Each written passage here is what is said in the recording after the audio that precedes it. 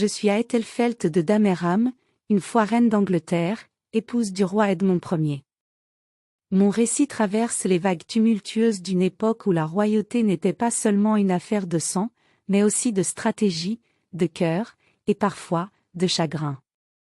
Je vous invite à suivre le fil de ma mémoire, tissé d'or et d'ombre, pour découvrir la vie que j'ai menée aux côtés d'un roi, mère de ses enfants par alliance, dans une Angleterre en pleine ébullition.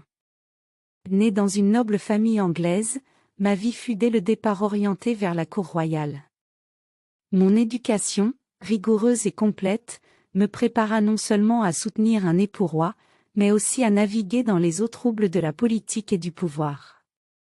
Lorsque je fus unie en mariage à Edmond, ce fut avec la conscience que mon rôle serait aussi celui de stabilisatrice d'un royaume souvent secoué par les guerres et les dissensions internes. Edmond avait déjà 2 fils de sa première épouse, Aelfgifu de Shaftesbury, Hedwig et Edgar.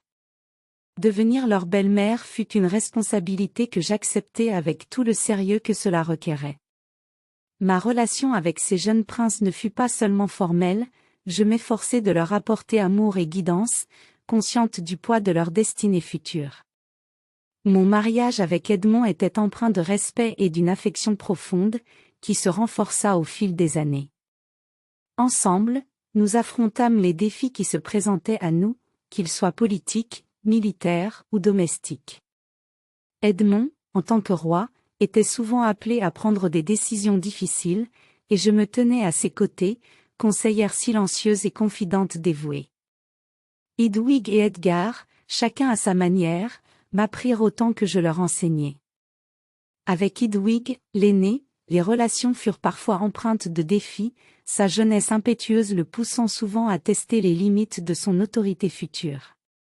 Edgar, plus réservé et observateur, montrait un intérêt précoce pour les subtilités du pouvoir et de la gouvernance. La mort tragique d'Edmond en 946, assassiné lors d'un festin, fut un coup dévastateur pour notre famille et le royaume. Soudainement veuve, je me trouvai face à la redoutable tâche de protéger les intérêts de mes beaux-fils tout en naviguant les eaux incertaines d'une régence.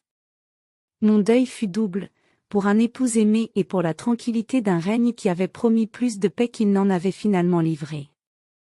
Dans les années qui suivirent, mon rôle évolua de reine consort à celui de conseillère et protectrice des jeunes rois. Hedwig, montant sur le trône, fut confrontée à d'énormes défis, tant de la part de la noblesse que de problèmes internes à la cour.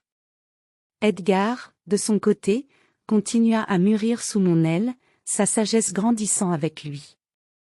Mes efforts pour maintenir l'unité et la force de notre royaume ne faiblirent jamais, chaque décision prise dans l'ombre de la grande histoire que nous écrivions ensemble.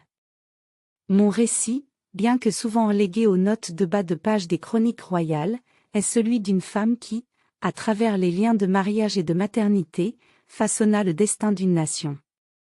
Les fils de Aelfgifu devinrent les miens, non par le sang, mais par le cœur et l'engagement.